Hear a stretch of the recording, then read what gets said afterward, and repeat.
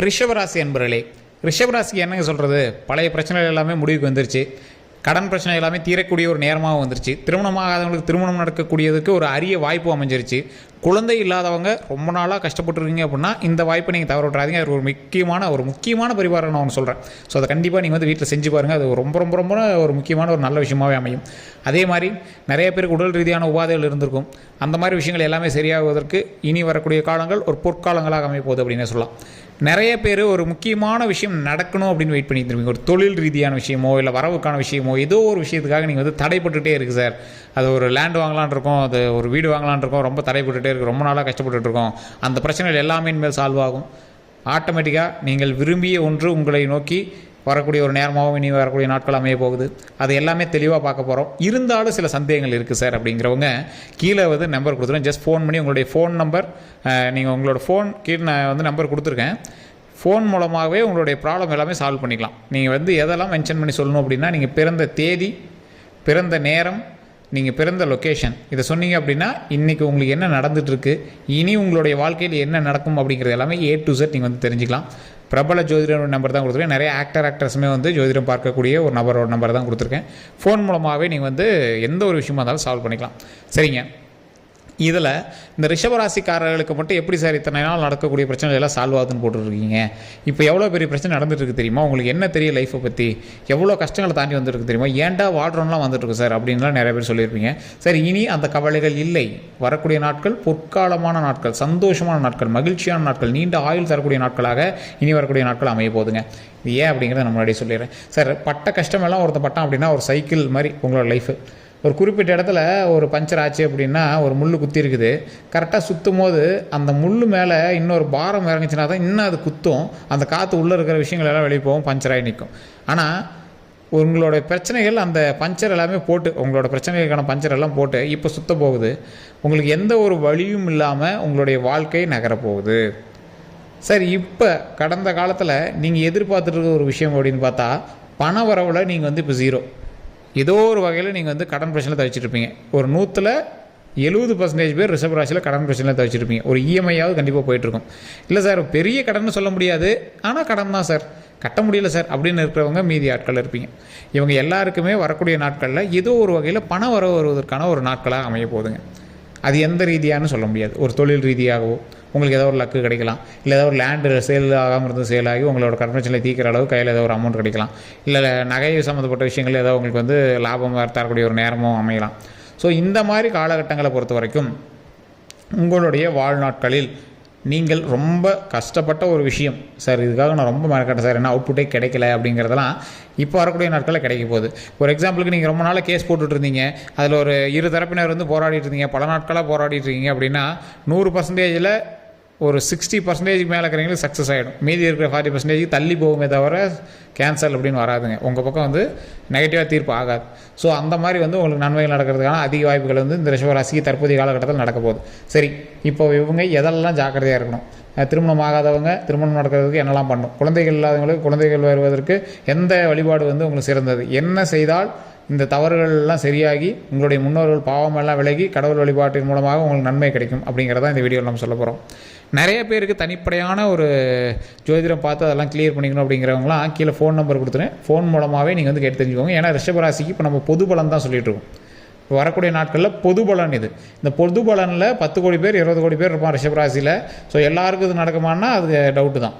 காரணம் என்ன அப்படின்னா, அவங்க தனிப்படையான லக்கினம் இருக்குது, தனிப்படையான தசாபுத்தி இருக்குது, தனிப்படையான நட்சத்திரம் இருக்குது.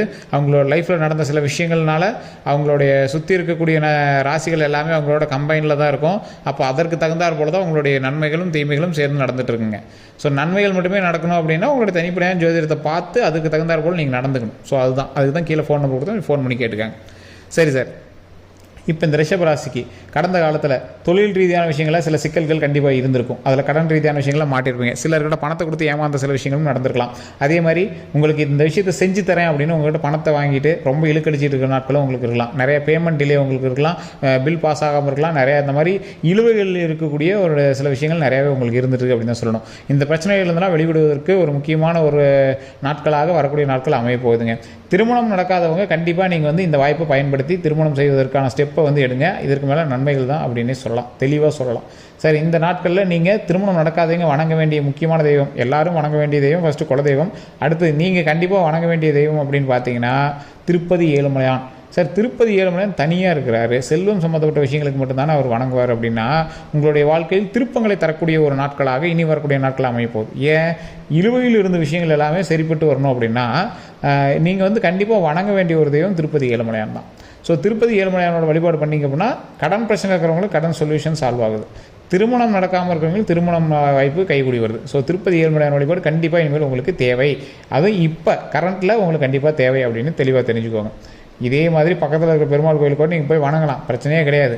ஆனால் திருப்பதி ஏழுமலையான் தான் திருப்பம் தரக்கூடியவர், உங்களுக்கு அப்படியே ஒரு டோட்டலாக ஒரு சேஞ்ச் தரக்கூடியவர். இப்போ உங்களுக்கு தேவை என்ன அதுதான் சார் அப்படின்னு சொல்ல முடியாது சார், கொஞ்சம் கொஞ்சம் தான் சார் வேரியேஷனு, பெருசாலாம் ரொம்ப இல்லை. நீங்கள் எப்படியா இருந்தாலும் உங்களுக்கு வந்து இப்போ நன்மை தரக்கூடிய நேரம் அப்படிங்கிறதுனால சில தடங்கல்கள் எல்லாத்தையும் சரி பண்ணும் அப்படிங்கிறதுனால கண்டிப்பாக அந்த வழிபாடு உங்களுக்கு தேவை. சரி சார், இது எல்லாம் ஒரு பக்கம் இருக்கட்டும். இந்த குழந்தை பேருக்குன்னு வணங்கக்கூடிய தெய்வங்கள் யார் அப்படின்னு பார்த்தீங்கன்னா இந்த ரிஷபராசிக்காரர்கள் மற்ற ராசிக்காரர்களுக்குமே நான் சொல்கிறேன், அதிகமாக வந்து பள்ளிப்படை கோயில்கள்னு சொல்லுவாங்க, சிவன் ஆலயங்கள் பள்ளிப்படை கோயில்கள்னு சொல்லுவாங்க. இறந்தவங்களுக்காக கோயில் கட்டின சில இடங்கள் இருக்கும்.